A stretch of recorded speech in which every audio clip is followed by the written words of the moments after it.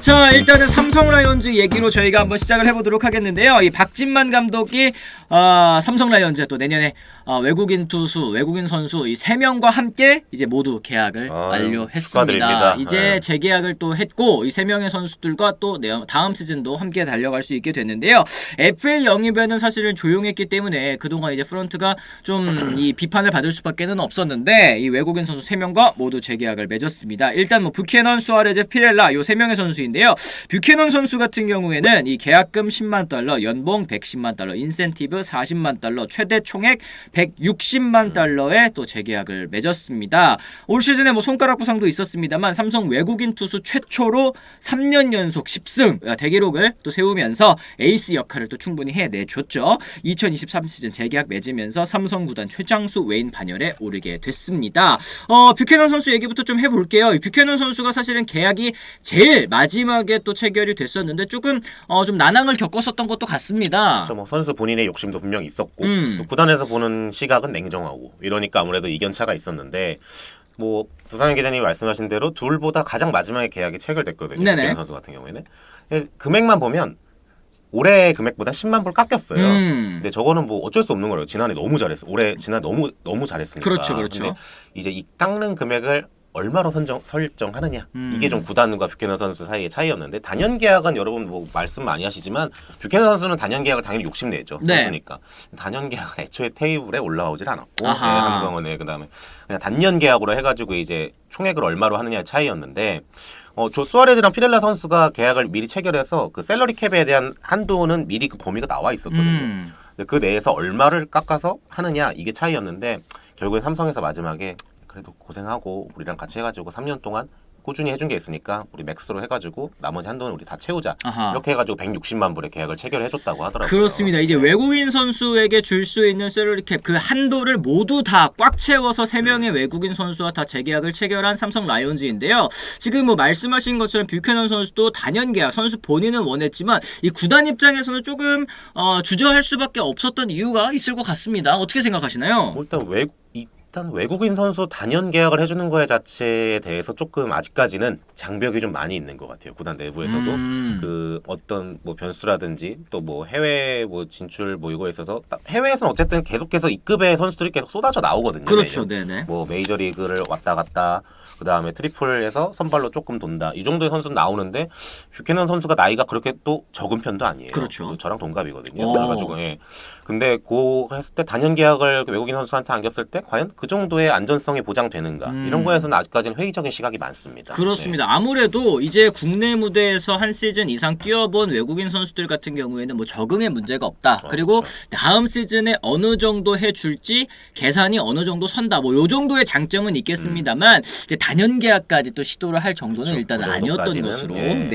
자, 그리고 올 시즌 참 불운의 사나이였습니다. 이제 수아레즈 선수도 한번 얘기를 해봐야 될 텐데 계약금 10만 달러, 연봉 90만 달러, 인센티브 30만 달러 등 최대 총액 130만 달러, 전년 대비 30만 달러가 올랐어요. 이 올 시즌에는 100만 달러를 받았었던 수아레즈 선수인데 올 시즌 정말 뭐 최정상급의 투구를 펼쳐줬죠. 지금 뭐 기록 뒤에 나오고 있습니다만 팀 투구 이닝도 1위였고 평균 자책점 4위, 탈삼진도 6위, 30경기에 등판해서 19번의 퀄리티 스타트를 기록을 했습니다. 하지만 승수가 단 6승이었는데요. 진짜 이거 여기도 크라이가 붙을만해요.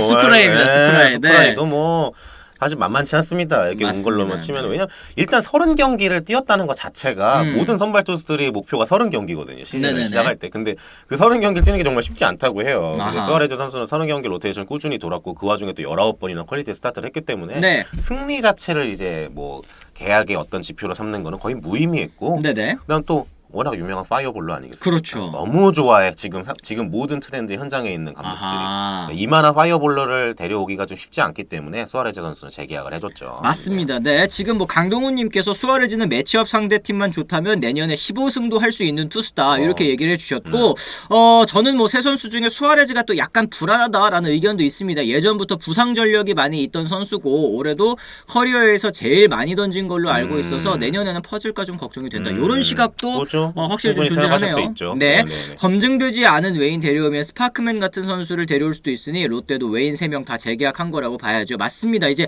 삼성도 외국인 선수 3명과 빠르게 재계약을 했지만 롯데자이언츠도 또 일찌감치 또 마무리를 지은 팀 네. 아니겠습니까? 자, 그리고 마지막으로 이제 피렐라 선수까지 얘기를 해보도록 하겠습니다. 계약금 10만 달러, 연봉 120만 달러, 인센티브 40만 달러 등 총액 170만 달러. 와우, 전년 대비 50만 달러가 오른 금액에 또 이제 도장을 찍었는데요. 올 시즌에 뭐 대부분의 타격 지표에서 이 리그 최상위권을 기록했죠. MVP급 활약을 펼쳤습니다. 시즌 중반까지, 중후반까지 이정우 선수와 경쟁하면서 팀 타선에서 그나마 믿을 수 있는 외국인 선수로 참 큰 역할을 해줬었던 피렐라 선수인데요. 이 선수도 역시 당연히 이 삼성 입장에서는 잡고 간다라는 입장이었겠죠. 뭐 무조건 잡는다는 마인드였고 뭐 사실 작년보다도 그 적극적인 태도는 올해가 더 훨씬 더 적극적이었다. 맞아요. 삼성 입장에서. 네. 왜냐하면 그 발바닥 부상에 대한 이슈도 이제는 조금 어느 정도 한번 극복해낸 거 아니냐 네네네. 이런 의견도 안에서 많고요.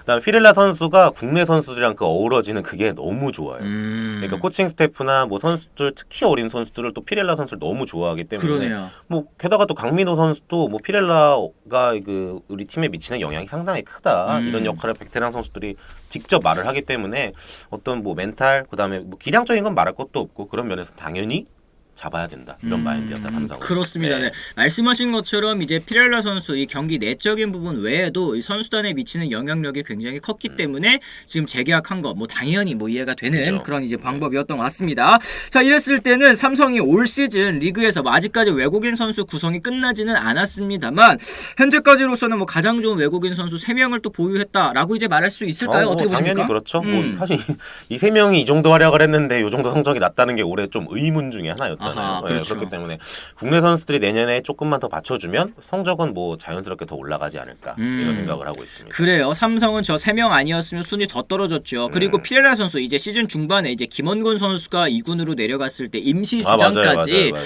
이 사실 외국인 선수가 임시 주장을 맡는다라는 게 정말 쉽지 않은 일일 텐데. 의외의 일이었죠, 진짜로. 맞습니다. 예. 그만큼 이제 피렐라 선수의 존재감이 굉장히 또 뚜렷했다 말씀을 드릴 수 있을 것 같고요.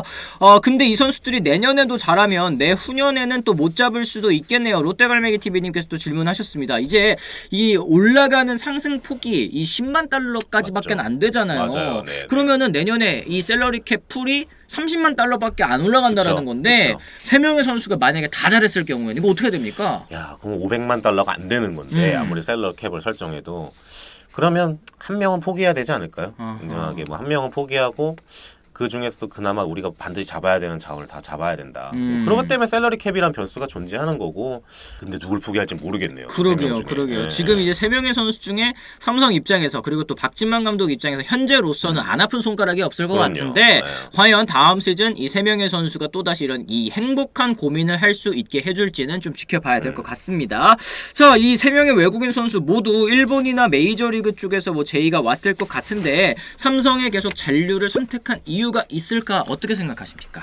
생각보다 요거는 좀 제가 취재를 해보니까 네네. 좀 삼성이 좀 고마워할 수 있는 것 중에 하나인데 생각보다 그렇게 해외 쪽에서 엄청나게 뭐 적극적인 오퍼나 인기가 있었던 건 아닌 것 같다. 약간 이런 아하. 얘기들 들려오더라고요. 왜냐면 이 뷰캐넌 선수도 그렇고 그 저기 뭐야 피렐라 선수도 그렇고 직전에 우리나라에 오기 직전에 뛰었던 게 일본 리그였잖아요. 그렇죠. 근데 최근에 우리나라에서 잘하고 나서 일본 리그에 진출해가지고 다시 잘한 선수가 많이 없었어요. 하긴 맞습니다. 예, 그래가지고 이 지금 일본에서 NPB에서 우리나라 KBO 리그에서 잘한 용병들에 대한 그 뭐라 그럴까 정확도가 네네. 이게 이러면 좀 약간 그런가? 맞느냐? 약간 이런 의문이 조금씩 나오고 있다고 하더라고요. 그래서 예, 생각보다 그렇게 엄청난 오퍼가 있지는 않았고 또 이 선수들이 워낙 한국에서 좋은 활약을 했기 때문에 한국에서 좀 계속 선수 생활을 이어가고 싶어하는 마음도 생각보다 좀 있었고 그런 걸 좀 파악하니까 계약도 피렐라 선수 같은 경우에 조금 생각보다 일찍 이루어졌고 그렇죠. 그렇다고 하더라고요. 그래서 뭐 메이저도 뭐 뷰캐넌 선수가 뭐 기사도 최근에 나왔지만 삼성에도 남을 것 같다고 외국에서 먼저 좀 약간 먼지시 흘러 나왔잖아요. 네네네. 근데 그게 좀 에이전트가 뭐 어느 정도 언프를 한 건지 모르겠지만 메이저에서도 생각보다는 뭐 그렇게 큰 오퍼는 없었던 것 같다. 아하, 그렇습니다. 네. 지금 뭐 이제 이 로하스 선수 얘기가 또 안 나올 수가 없는 것 같아요. 이제 KBO 리그에서 MVP까지 차지를 했지만 이제 한신으로 넘어가서는 그렇죠. 좀 저조한 성적만을 또 기록을 하고 있고 아무래도 뷰캐넌이라든지 또 이제 피렐라라든지 이제 전 시즌에 일본 프로야구에서 어느 정도 조금 실패를 맛보고 이제 국내로 들어온 맞아요. 선수이기 때문에 다시 성공했다고 뭐 달라졌나 이러고 데려가기에는 조금 이제 나이도 있고 그래서 좀 무리가 있었던 것 같다라는 말씀.